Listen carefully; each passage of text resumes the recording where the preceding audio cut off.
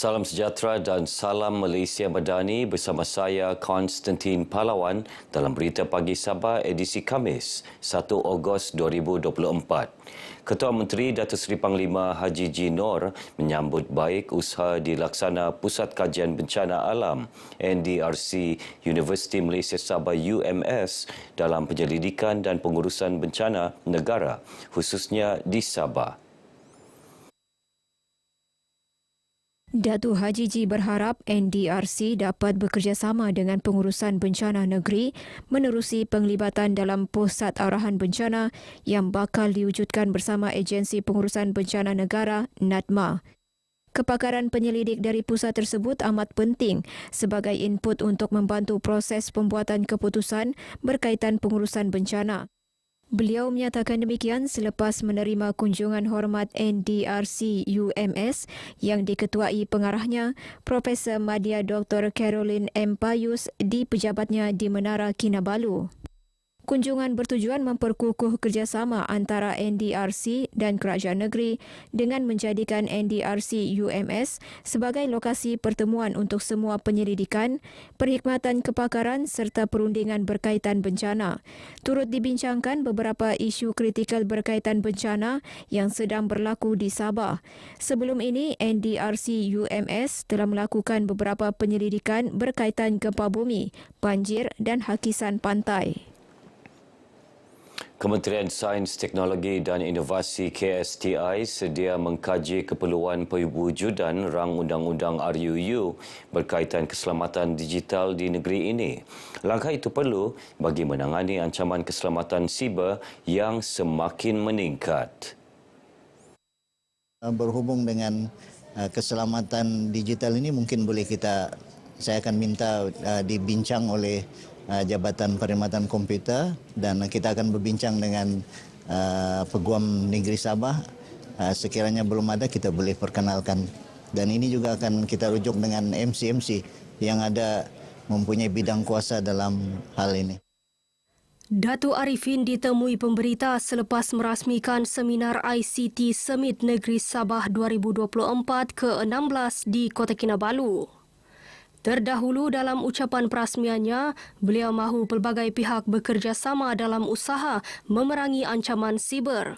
Jelasnya dalam era digital serba canggih, masyarakat tidak dapat mengelak daripada ancaman siber seperti serangan siber, kecurian identiti dan penyalahgunaan data pribadi. Justru keselamatan siber tidak boleh dipandang ringan dan menjadi tanggungjawab semua untuk memastikan maklumat dan data dilindungi daripada ancaman yang semakin canggih. Dalam majlis perasingan, Datuk Arifin yang juga Exco Pendidikan dan Hal Ehwal Islam Sabah berkata, umat Islam kini cenderung kembali kepada pendekatan patuh syariah, memperkasa indeks syariah selain menghasilkan produk-produk syariah dalam makanan. Menurut Datuk Arifin, perkembangan ini juga menunjukkan umat Islam kini semakin peka dan cakna terhadap tuntutan syariah, terutama ketika masyarakat kini berdepan zaman serba maju dan mencabar. Situasi ini sekaligus menuntut generasi muda untuk mendalami dan memperkasa diri dengan ilmu pengetahuan berkaitan agama. Beliau berucap merasmikan seminar Kenali Lelaki Qawam dan Bidadari Syurgaku di Kota Kinabalu. Penganjuran seminar ini amat tepat dan relevan dalam kerangka membina keluarga sakinah di samping membantu mengurangkan berlakunya kes-kes yang menggugat keharmonian institusi kekeluargaan serta pemilihan pasangan hidup. Para peserta diharap dapat memanfaatkannya sebagai panduan hidup sekaligus menyumbang kepada kesejahteraan sosial, keluarga dan masyarakat. Karnival Kita Madani antara karnival terbesar diadakan sempena sambutan Hari Kebangsaan dan Hari Malaysia di Sabah tahun ini. Karnival diadakan di Membakut bermula 8 hingga 10 Ogos ini melibatkan 30 pempamer terdiri pelbagai jabatan dan agensi kerajaan. Menurut Pengarah Penerangan Sabah, Jainisa Muhammad Noor, karnival ini antara platform menyebarkan maklumat, dasar dan mesej kenegaraan berteraskan konsep Malaysia Madani kepada komuniti. Kita ada juga aktiviti kerohanian di sana dan ada konsert oleh artis-artis Bantarama Jabatan Penerangan yang akan orang kata menghiburkan pengunjung dengan lagu-lagu patriotik dan juga dengan diselang-selikan dengan sketsa-sketsa berkaitan dengan kenegaraan dan juga berkenaan dengan inisiatif-inisiatif kerajaan lah. Beliau bercakap kepada RTM selepas menjadi tetamu segmen Kita Cerita, Kita Kongsi di Konti Sabah FM Kota Kinabalu.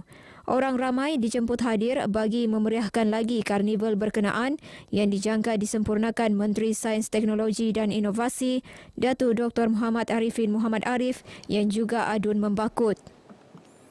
Pertubuhan Peladang Negeri PPN Sabah komited membantu kerajaan meningkatkan pengeluaran beras negeri menerusi Pertubuhan Peladang Kawasan PPK.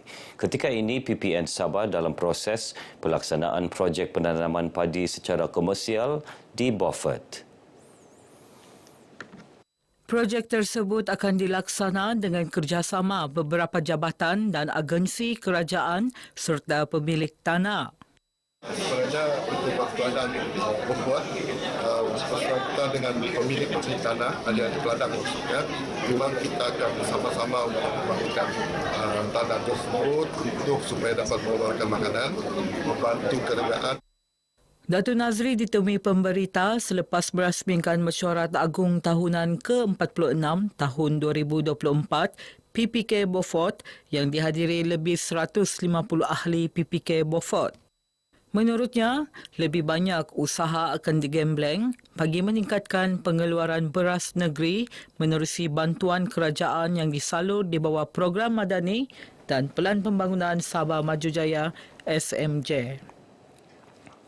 Majlis Belia Daerah Beluran bersedia memikul tanggungjawab membangunkan belia ke arah memartabatkan bidang pendidikan. Antara misi yang menjadi tumpuan termasuk menyediakan lebih banyak peluang pendidikan dan kemahiran untuk manfaat golongan berkenaan. Tonggak yang pertama ialah mengangkat martabat pendidikan itu sendiri. Yang keduanya ialah penerapan pemantapan akhlak dan nilai sastra dalam diri belia itu. Dan ketiga, untuk mengangkat keusahawanan belia. Beliau ditemui pemberita dalam program diskusi santai belia Beluran di Dewan Kelab Belia Daerah. Program bertujuan memberi ruang kepada belia untuk menyuarakan pandangan bagi tujuan penambahbaikan program pembangunan yang dijalankan. Lebih 100 belia sekitar Beluran menyertai program yang dirasmikan Adun Labuk Datuk Samad Jamrit. Karnival Pendidikan Aspirasi, Komunikasi dan Digital Belia Sabah akan diadakan di Pusat Konvensyen Antarabangsa Sabah SICC bermula esok hingga Ahad ini. Karnival Anjuran Sabah Education Tech ini bertujuan mendedahkan pelajar mengenai peluang pendidikan dan hala tuju pekerjaan selepas tamat SPM dan STPM. Menurut pengerusi pelaksana Karnival Munirah Ruslan, Karnival juga bertujuan mendedahkan masyarakat mengenai inisiatif kerajaan untuk menggalakkan syarikat dan pelabur memainkan peranan dalam revolusi ekonomi dan ekonomi digital global. Pelbagai program latihan kemahiran dan kerjaya turut disediakan oleh beberapa kementerian. Kami berharap melalui program dan kerjasama ini kerajaan akan lebih komited memastikan rangkaian dan akses terus kekal berhubung secara digital. Kami berharap melalui program dan kerjasama ini kerajaan akan lebih komited memastikan rangkaian dan akses kemudahan internet dapat diperluaskan lagi khususnya di negeri Sabah. Beliau berkata demikian dalam sidang media Majlis Pelancaran Jelajah Saya Digital JSD Sabah 2024 di Kota Kinabalu. Lebih 10,000 orang dijangka menghadiri karnival berkenaan. Paparan itu mengakhiri perkembangan Berita Pagi Sabah kali ini dan menyusul selepas ini Berita Pagi Sarawak. Malaysia Madani, Jiwa Merdeka.